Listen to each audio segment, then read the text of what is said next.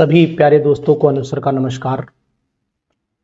हमारे पीजीटी और TGT examination में खास बात क्या है, इस पर आज हम लोग डिस्कशन करेंगे। टॉपिक मैंने उठाया है structure of atom. Structure of atom पर मैं आपको पढ़ाने वाला नहीं, लेकिन हाँ इस बात की जरूर आपको इंफॉर्मेशन दूंगा कि आखिरकार मैंने कुछ पॉइंट नोट किए हैं जो मुझे आपको बताने हैं।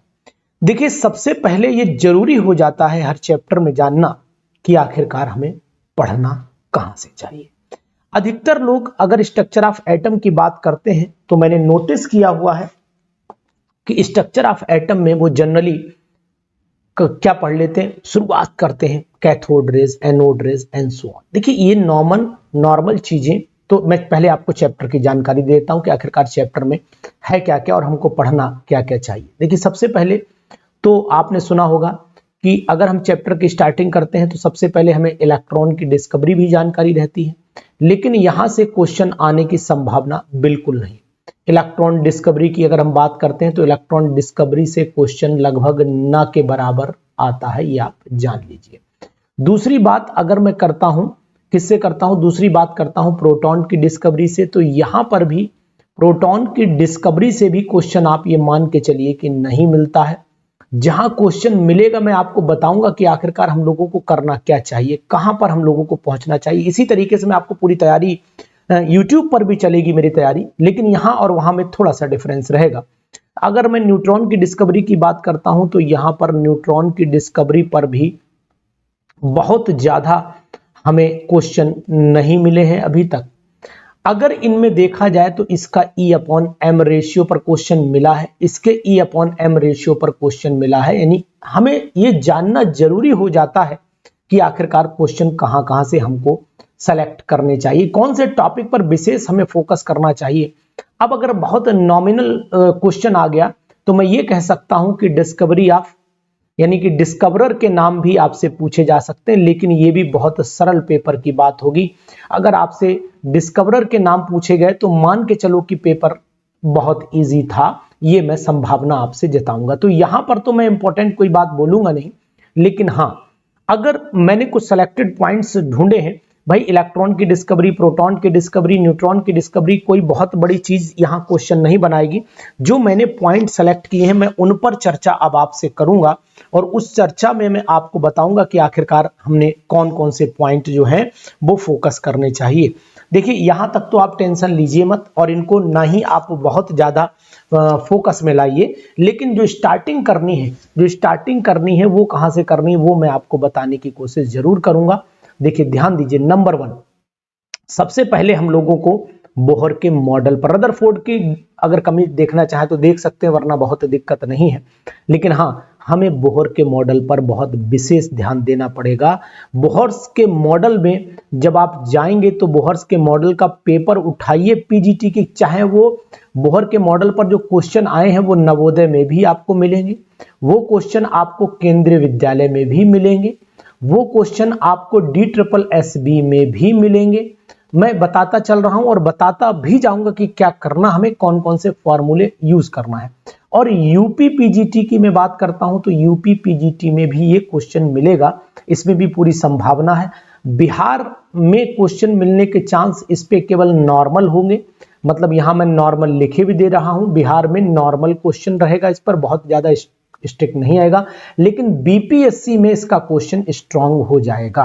तो इस बात का आपको ध्यान देना पड़ेगा कि हमें किस लेवल का कहां पर पढ़ना चाहिए, अदरवाइज हम नुकसान उठा जाएंगे। और यही चीज होती है कि हम लोग मैच खेलना तो जानते हैं, लेकिन पता है हमें बॉल बैट से ही मारनी, फोर्स से मारनी, लेकिन कब कौन सा कट लगाना है यही समझदारी हम लोगों को सीखनी है। तो बोहर मॉडल में जब हम लोग चल रहे हैं तो बोहर मॉडल में खास बात क्या है, किन पर फोकस करना चाहिए, वो मैंने यहाँ पॉइंट भी नोट कर लिए कि भैया बोहर मॉडल में हम लोगों को इन चीजों पर ज्यादा ध्यान देना चाहिए। देखिए क्या है, बोहर मॉडल में सबसे पहले तो हमें एक टर्म एनर्जी का बहुत डिस्कशन करना चाहिए कि एनर्जी का टर्म हमें पढ़ लेना चाहिए। एनर्जी का टर्म, एनर्जी का टर्म जब पढ़ोगे तो एनर्जी के दोनों फार्मूले आपको पता रहने चाहिए। एक तो एनर्जी का ये फार्मूला भी आपको पता रहे, En इज इक्वल टू क्या होता है, मैंने सब नोट करके रखा हुआ, कोई ऐसी दिक्कत नहीं है, लेकिन मैंने जो बताना है वो बताऊंगा। जेड स्क्वायर ई की पावर होता है 4, यहां पर m हो जाता है और नीचे आ जाएगा आपका n स्क्वायर और h स्क्वायर। मैंने जो फार्मूला नोट किया है वो आपको बताया, आप भी एक बार क्रॉस चेकिंग सर को जरूर करते रहिए, कोई दिक्कत नहीं है। फिर इसी को हम मॉडिफाई भी कर सकते हैं, मतलब ये फार्मूले पूछे गए हैं, यूपी पीजीटी 2009-10 का पेपर उठाइए, आपको मिल जाएंगे, आगे भी कंटिन्यू होते रहेंगे, ये फार्मूले मिलेंगे।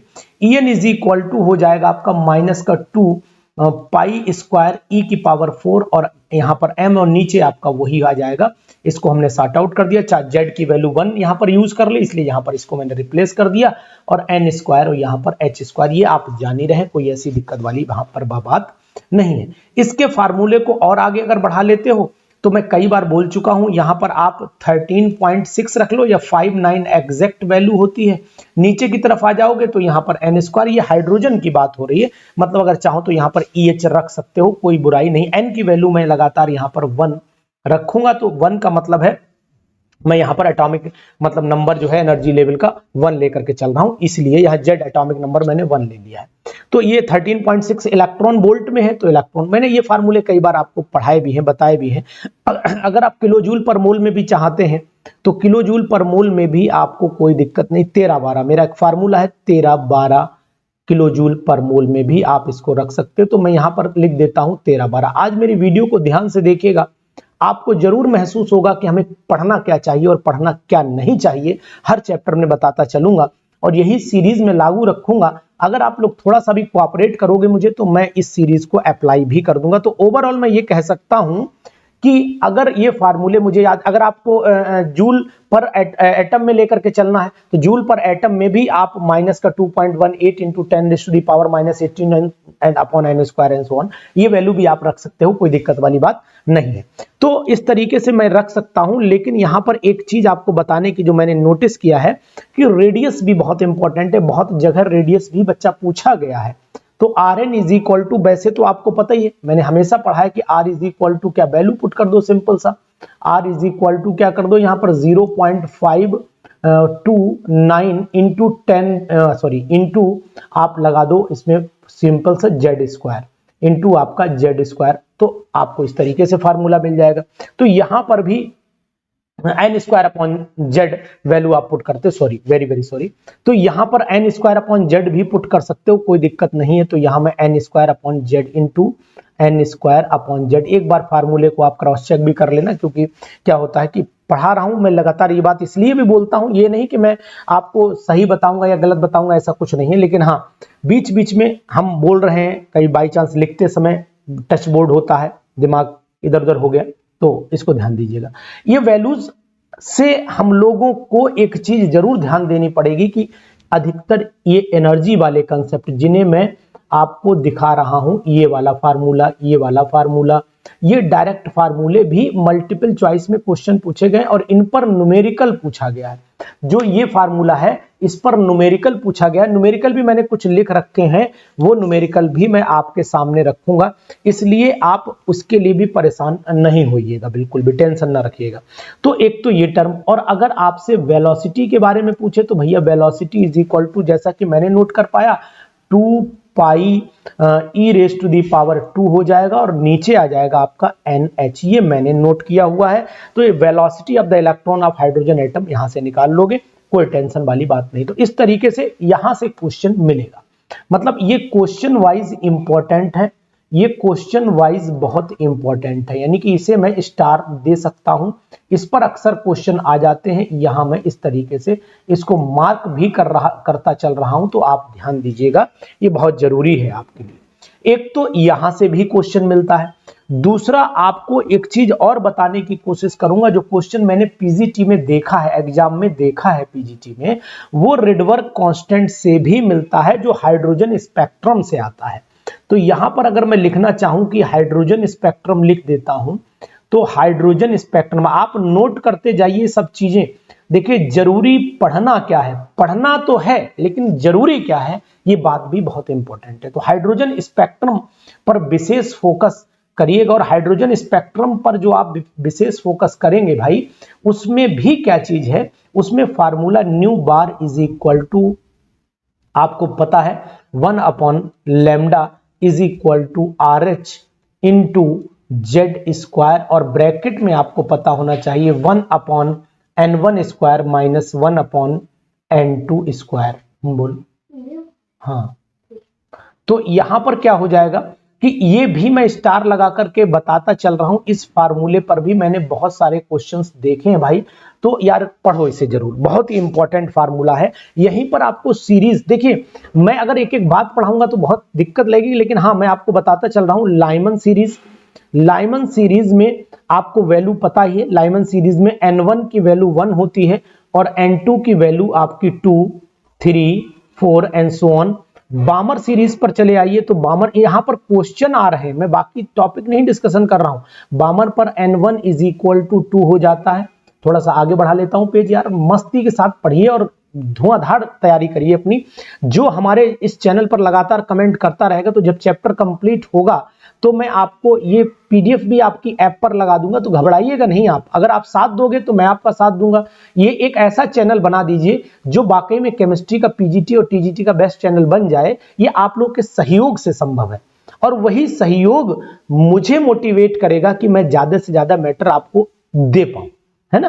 तो लाइमन बामर पास्कन सीरीज हो जाती है, पास्कन सीरीज हो जाती है। आपको कुछ नहीं करना है, आपको केवल हमारे साथ बने रहना है। लाइमन बामर पास्कन ब्रैकेट, ब्रैकेट सीरीज हो गई। यहां n1 की वैल्यू 4 और यहां पी फंड हो गई,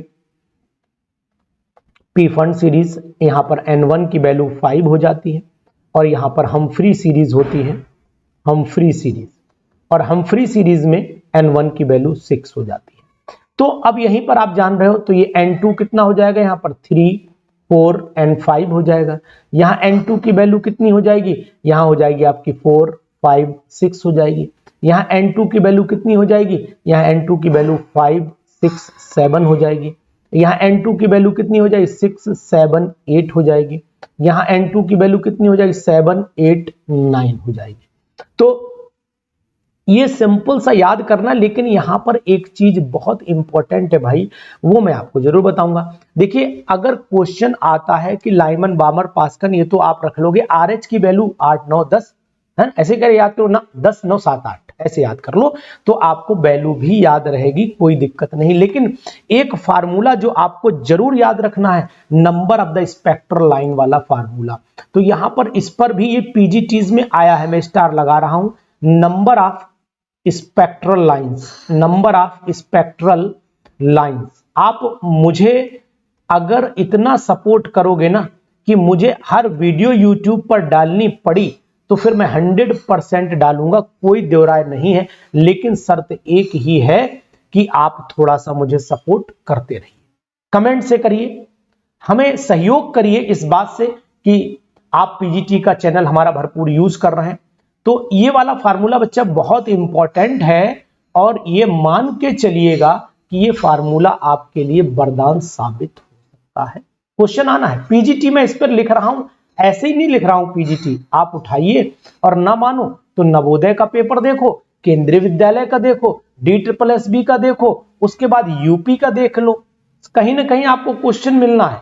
और बाकी अगर जेईई नीट के एग्जामिनेशन में देखो तो खूब ही आता है क्वेश्चन, कोई दिक्कत वाली बात नहीं है यहां पर ये लेकिन यहां पर कभी कभी एक बहुत बड़ा डाउट हो जाता है, वो ये है कि मान लो थर्ड लाइन सीरीज पेपर में आ गया, थर्ड लाइन। अब ये क्या है भाई, लाइमन की थर्ड लाइन है ना, लाइमन की थर्ड लाइन अगर मैं बोलता हूं तो उसका मीनिंग क्या है। जैसे मैंने यहां लिखा लाइमन सीरीज की, लाइमन सीरीज की थर्ड लाइन, लाइमन सीरीज की थर्ड लाइन। अब यार कभी कभी कंफ्यूजन हो जाता है कि लाइमन सीरीज की थर्ड लाइन क्या है, बामर सीरीज की सेकंड लाइन क्या है, एंड सो ऑन, इस पर आता है।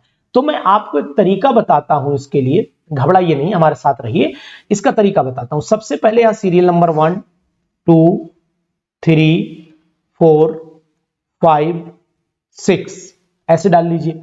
इसके बाद यहां सीरीज डाल लीजिए, यहां डाल देता हूं लाइमन सीरीज, लाइमन, ठीक है। यहां पर डाल देता हूं बामर सीरीज, बामर सीरीज, यहां पास्कल सीरीज, यहां ब्रैकेट सीरीज डाल देता हूं, यहां पर आपका पीफंड सीरीज डाल देता हूं, और यहां पर आपकी हम्फ्री सीरीज डाल देता हूं। ठीक है, हम्फ्री सीरीज। अब आपको ऊपर लिख लेना है, यहां पर देखो ध्यान से, गलती नहीं होगी अगर आपने यहां पर लिखा।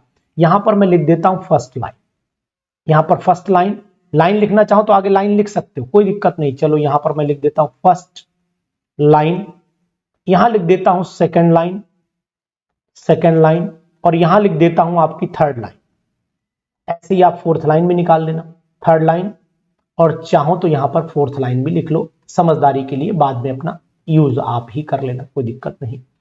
अब मैंने फर्स्ट लाइन उठाई, तो फर्स्ट लाइन में मैं आपको बताने की कोशिश करूंगा, यहां n1 की वैल्यू तो बच्चा 1 ही रहेगी, लेकिन n2 की वैल्यू यहां पर क्या हो जाएगी, 2 हो जाएगी। ये बात आपको ध्यान देनी पड़ेगी। यहां पर सेकेंड लाइन में भी n1 की वैल्यू 1 ही रहेगी, n2 की वैल्यू यहां पर 3 हो जाएगी।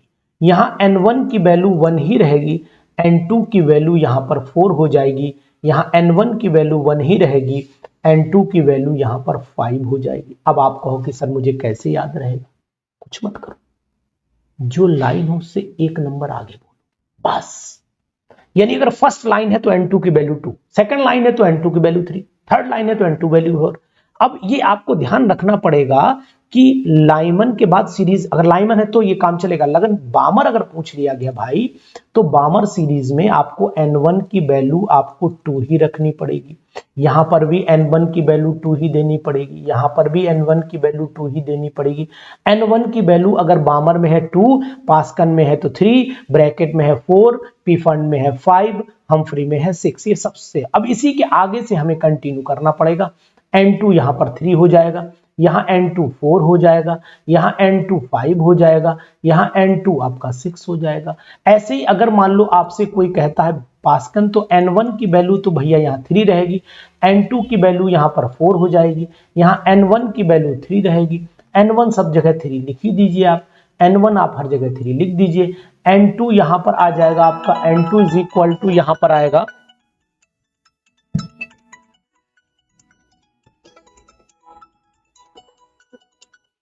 यहां पर n2 जो है वो अब आपका कितना आ जाएगा, यहां 4 हुआ, यहां पर 5 आ जाएगा, यहां n2 इज इक्वल टू आपका 6 आ जाएगा, यहां n2 इज इक्वल टू आपका 7 आ जाएगा। तो ऐसे करके आप पूरी टेबल बना लीजिए बढ़िया सी, और आप आसानी से याद कर लीजिए। इस पर क्वेश्चन आएगा, ये इंपॉर्टेंट है, वेरी वेरी इंपॉर्टेंट की कैटेगरी में मैं इसको डाल रहा हूं, इस बात का आपको विशेष तौर से ध्यान देना पड़ेगा। ठीक है ना, तो अब आप समझ गए ना क्या करना है। इसी तरीके से अगर मान लीजिए ब्रैकेट आ गया तो n1 की वैल्यू आप 4 ले लीजिए, यहां n1 की वैल्यू आप 5 ले लीजिए, यहां n1 की वैल्यू आप 6 ले लीजिए, है ना। इसी तरीके से यहां पर चले आइए, n1 की वैल्यू आप सॉरी यहां n2 लेना पड़ेगा ना, चलो पेन हम लोग काला यूज करेंगे, n2 की वैल्यू यहां पर 5 हो जाएगी, यहां n2 की वैल्यू 6 हो जाएगी, यहां n2 की वैल्यू 7 हो जाएगी।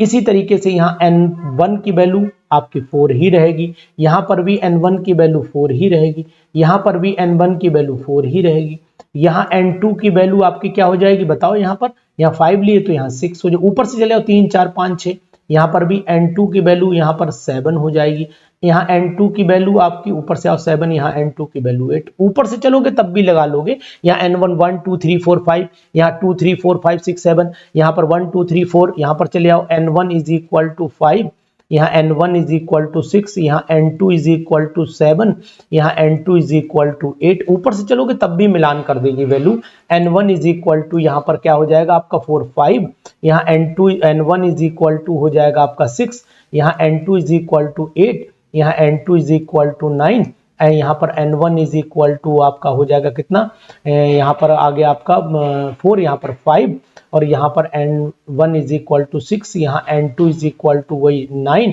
और यहाँ n2 इज इक्वल टू 10। वहां देखो पर्स होगा, पेंट में देखो नहीं, तो यहां देखो ध्यान से कि इन चीजों को भी आपको बहुत विशेष तौर से ध्यान देना पड़ेगा कि जो मैंने वैल्यूज लिखी हुई हैं, ठीक है ना। तो एक तो ये ध्यान दो, और दूसरी चीज आपको मैं बताऊं, इन पर क्वेश्चन बिल्कुल डेफिनेट है, इस तरीके के क्वेश्चन भी आप तैयार करिए, आना ही आना है। लेकिन एक कैटेगरी और भी पूछी जाती है, वो कैटेगरी क्या हो सकती है वो भी मैं आपको बताने की कोशिश कर रहा हूं। देखिए वो कैटेगरी क्या है, वो कैटेगरी ये है कि ये पूछा जा सकता है कि हाइड्रोजन लाइक स्पीसीज। अब ये हाइड्रोजन लाइक स्पीसीज की अगर मैं बात करता हूं, हाइड्रोजन लाइक स्पीसीज की अगर मैं बात करता हूं तो हाइड्रोजन लाइक में क्या आ जाता है, जैसे हीलियम पर 1+ लगा दो, ये हाइड्रोजन लाइक हो गया। लिथियम एलआई पर 2+ लगा दो, ये हाइड्रोजन लाइक स्पीसीज हो गया। बेरिलियम पर 3+ लगा दो, ये हाइड्रोजन लाइक स्पीसीज हो गया। भाई इलेक्ट्रॉन का नंबर ही तो चेक करना, यहां इलेक्ट्रॉन 1 बचा, यहां भी इलेक्ट्रॉन 1 बचा, यहां भी इलेक्ट्रॉन 1 बचा, और हाइड्रोजन में भी एक ही इलेक्ट्रॉन होता है। तो इस पर भी क्वेश्चन डेफिनेटली आ ही सकते हैं, इसमें भी कोई दो राय नहीं है। लेकिन अगर आप बढ़ते हो इसी सीरीज में आगे, तो जो ऑर्बिट और ऑर्बिट्स की कंसेप्ट है उस पर भी आपको ध्यान देना पड़ेगा। यानी अगर मैं आपसे कहता हूं ऑर्बिट और ऑर्बिट, यानी कि सबसे पहले मैं आपसे ऑर्बिट और ऑर्बिट की बात इसलिए कर रहा हूं कि इस पर भी क्वेश्चन खूब आता है, लेकिन ऑर्बिट एंड ऑर्बिटल्स की बात करता हूं। देखिए अक्सर क्या होता है, एक क्वेश्चन जो खूब पूछा जाता है, ऑर्बिटल में कितने, यानी कि नंबर ऑफ इलेक्ट्रॉन्स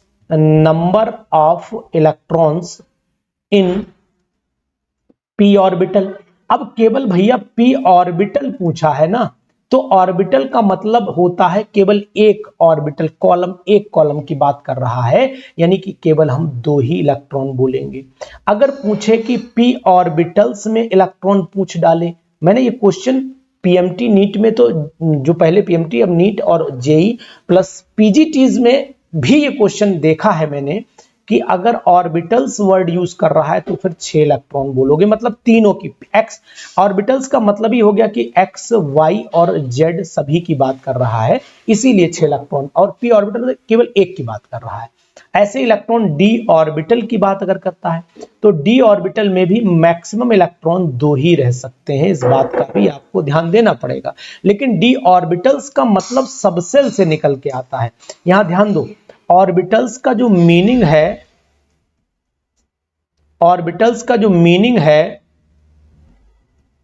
वो सबसेल से आता है, सब शेल से आएगा, इस बात का ध्यान दीजिए, ठीक है। और दूसरी चीज है, ऑर्बिटल का मतलब केवल एक कॉलम से। जैसे कि अगर मैं आपको समझाने की कोशिश भी करूं यहां पर, तो मैं आपको समझा सकता हूं कि ये मैंने कॉलम बनाए 3, इन 3 का मतलब हो गया, ये हो गई तीनों ऑर्बिटल्स, इनको हम कलेक्टिवली बोलते हैं ऑर्बिटल्स। क्या बोलेंगे, इन्हें हम बोलेंगे ऑर्बिटल्स बोलेंगे, ठीक है। और इसके एक कॉलम को क्या बोल रहे हैं, ऑर्बिटल बोल रहे हैं, ऑर्बिटल बोल रहा हूं।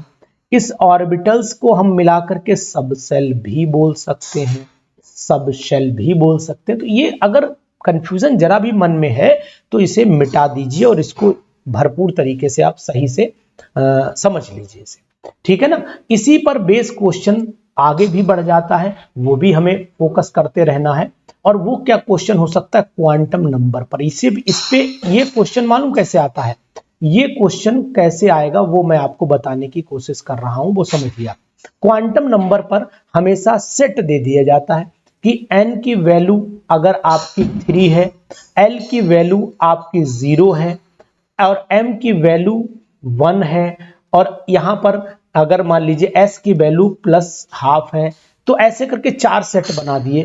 n की वैल्यू 4 है, l की वैल्यू आपकी 1 है, m की वैल्यू 0 है, f की वैल्यू -½ है। इस तरीके से n की वैल्यू मान लो 4 है, l की वैल्यू मान लीजिए 5 दे दी, यहां पर m की वैल्यू मान लो 0 दे दी, s की वैल्यू ±। तो कौन सा सही है कौन सा गलत है, साफ दिख रहा है कि भाई ये तो हो ही नहीं सकता, रॉन्ग है। ये संभावना पूरी है कि L1 होगा तो M0 हो सकता है, लेकिन L0 है तो M1 नहीं हो सकता है। ऐसे करके बहुत सारे क्वेश्चंस भी यूपी पीजीटीज में, प्लस साथ ही साथ केंद्रीय विद्यालय और नवोदय के पीजीटी और DST-SB में भी देखे गए हैं। तो इस पर भी मैं स्टार लगा करके दूंगा। तो ऐसे क्वेश्चन भी आप जरूर तैयार करिए। और अगर लॉ पर देखोगे तो आफबाऊ और हुंस को तो खूब पूछा गया है। यानी कि अगर मैं लॉ पे चला जाता हूं तो लॉ में अगर मैं देखता हूं तो हुंस रूल, अगर लॉ तो नहीं कह सकता हूं, रूल कह सकता हूं, तो यहां पर मैं आपसे बात करता हूं हुंस रूल। तो यहां पर मैं लिख देता हूं Hund's rule of maximum multiplicity, ये भी खूब आता है। No two electron have same value of all quantum numbers, आपको यानी कि पेयरिंग, सॉरी वो पाउली था, pairing of electron does not takes place until unless each orbital singly occupied, यानी कि इलेक्ट्रॉनों की पेयरिंग तब तक नहीं हो सकती जब तक कि हर ऑर्बिटल में एक इलेक्ट्रॉन पहले ना। डीजनरेट वाला कंसेप्ट यहां पर लगाया गया, डीजनरेट यानी डीजनरेशन का कंसेप्ट यहां पर लगाया। मैं आपसे एक छोटा सा क्वेश्चन पूछता हूं यहीं पर, अगर मेरी वीडियो आप देख रहे हो तो ये चीज बताओ कि इनके नियम में, हुन्स रूल में मैक्सिमम मल्टीप्लिसिटी का मतलब क्या है? What is the meaning of, ये क्वेश्चन कभी बनेगा, what is the meaning of maximum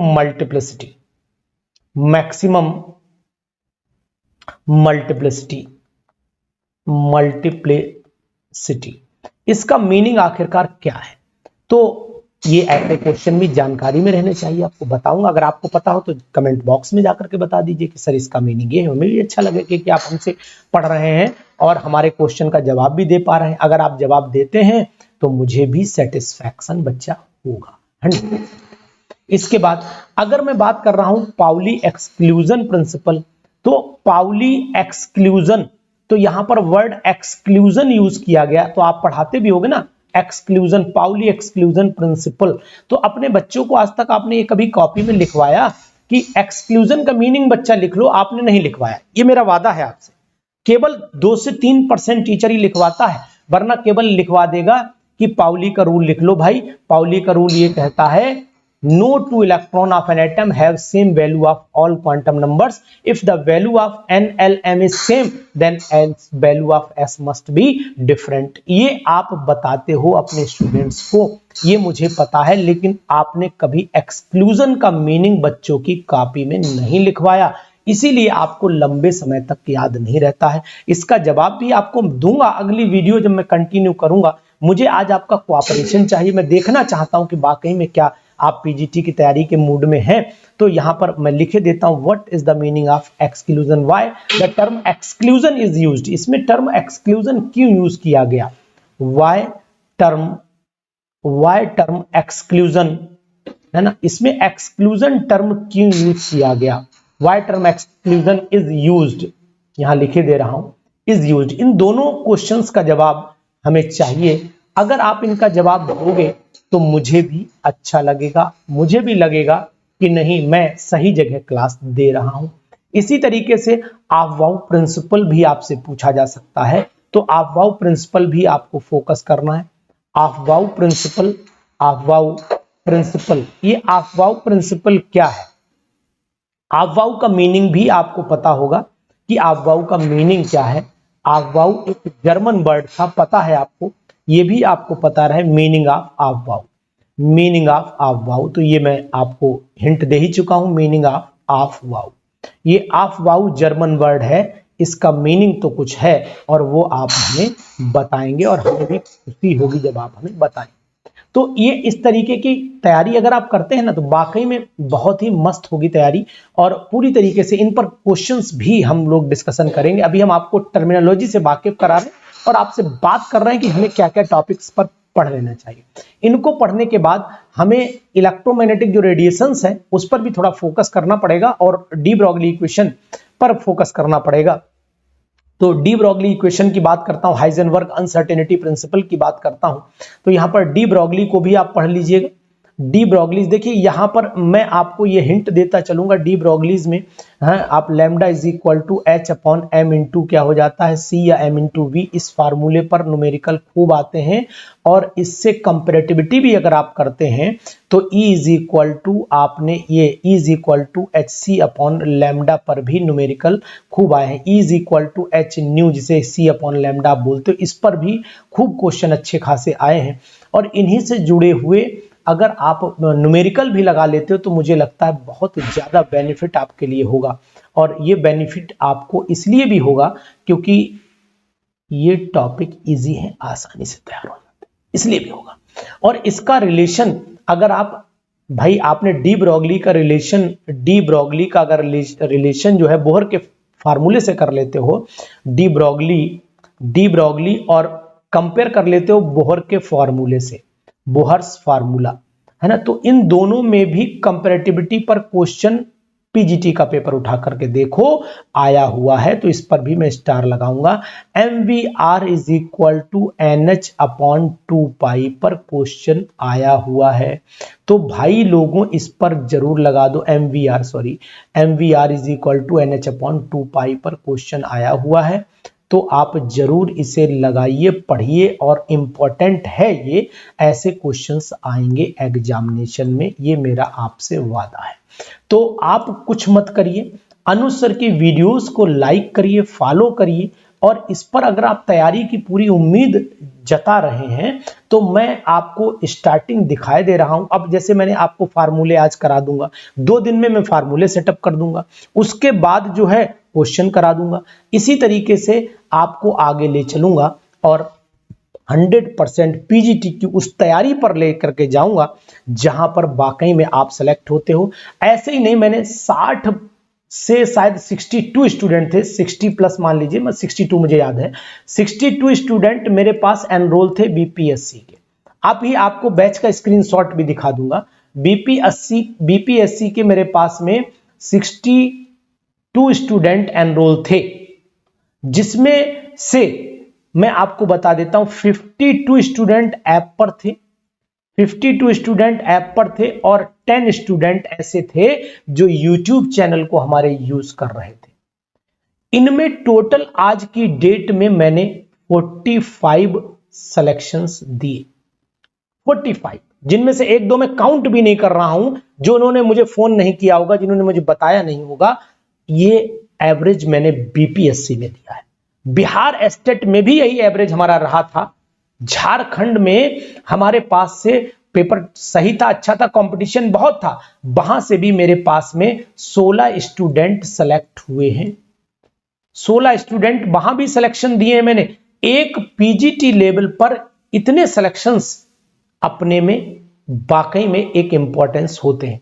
तैयारी आपने की, मेहनत आपने की, हमने तो केवल आपको एक ट्रैक और क्वेश्चंस का पैटर्न दिया, तरीका दिया, और आपको बताया कि पढ़ना कैसे चाहिए। तो आप भी हमारे चैनल से जुड़िए और आपको भी 100% सफलता मिलेगी। इन्हीं के बाद मैं आपसे बात यह भी करूंगा कि इलेक्ट्रॉनिक कॉन्फ़िगरेशन में पेयर्ड अनपेयर्ड इलेक्ट्रॉन्स की। तो इलेक्ट्रॉनिक कॉन्फ़िगरेशन अगर हम लोग चलेंगे तो इलेक्ट्रॉनिक कॉन्फ़िगरेशन में देखिए, आप ऑलरेडी एमएससी हैं। इलेक्ट्रॉनिक कॉन्फ़िगरेशन मैं आपको एक चीज जरूर बताऊंगा, यहां पर आप ऑलरेडी एमएससी हैं, और एमएससी कैंडिडेट को बिल्कुल स्टार्टिंग से पढ़ाने का मतलब 12th क्लास को पढ़ाना हो जाएगा। मैं आपको क्ल्यू पॉइंट से पढ़ा रहा हूं, मैं आपको वो याद दिला रहा हूं जो जरूरत है आपको। अगर ये जरूरत आप पूरी कर, इसी तरीके से मैं आपको नोड के बारे में बताऊंगा, रेडियल नोड के बारे में बताऊंगा, प्रोबेबिलिटी के बारे में बताऊंगा, आपको बताऊंगा हम लोग कैसे ग्रुप और पीरियड निकाल लेते हैं फटाफट, कैसे चुटकियों में ये हम लोग नोड इंटर नोड निकाल लेंगे, नोड्स क्या होते हैं ऑर्बिटल्स में, ये सब जानकारियां आपको दूंगा। तो इलेक्ट्रॉनिक कॉन्फ़िगरेशन से की वीडियो मैं आगे कंटिन्यू करूंगा। मैं अपने यूट्यूब चैनल पर भी आप सभी साथियों का इसी तरीके से, ये पूरा एक हमारा चैप्टर वाइज स्लॉट रहेगा। अगर आप हमें कोऑपरेट करोगे, आप हमारे चैनल पर जाकर के हमें थोड़ा सा सराहोगे, सिंपल सी बात है कि आज के जमाने में हर व्यक्ति ये चाहता है। यहां अनुज सर बिल्कुल स्ट्रेट फॉरवर्ड बोलने वालों में से हैं, कुछ नहीं, मतलब ये नहीं कि मैं आपसे कहूं, देखिए हर यूट्यूब वाला चैनल पर जो पढ़ाने वाला कैंडिडेट होता है वो चाहता है उसके चैनल पर आप सपोर्ट करिए, आप उसको कोऑपरेट करिए, वो आपको भरसक हर चीजें देने की कोशिश करेगा। क्योंकि यूट्यूब पर पढ़ाने का मतलब सिर्फ यही है कि हमारा यहां से मोटो होता है कि हम आपके कनेक्शन में लगातार बने रहें। तो दोस्तों यहीं से मैं आगे कंटिन्यू करूंगा वीडियो को, और अगर आप वाकई में इसी के क्वेश्चंस पर, इनकी तैयारी पर पूरी तरीके से फोकस करना चाहते हैं, पीजीटी लेवल की तैयारी करना चाहते हैं, तो फिर एक बार आपका सहयोग हमें चाहिए। आज की वीडियो कैसी लगी जरूर बताइएगा, और क्या मैं इसको कंटिन्यू रखूं इस पर भी अपना कमेंट दीजिएगा। अगर आपका सहयोग रहेगा तो हम आगे बढ़ते रहेंगे और सिलेक्शन आपका निश्चित करवाऊंगा, ये भी 100% श्योर है। तो आज की वीडियो यहीं तक रहेगी, आगे हम कंटिन्यू करें या ना करें ये आपके कमेंट हमें बताएंगे। और इसी के क्वेश्चंस भी एमसीक्यूज भी कराऊंगा 100%। अब मैंने बताया ना स्लॉट चैप्टर वाइज चलेगा, 2024 की पीजीटी सीरीज चलेगी। नमस्कार।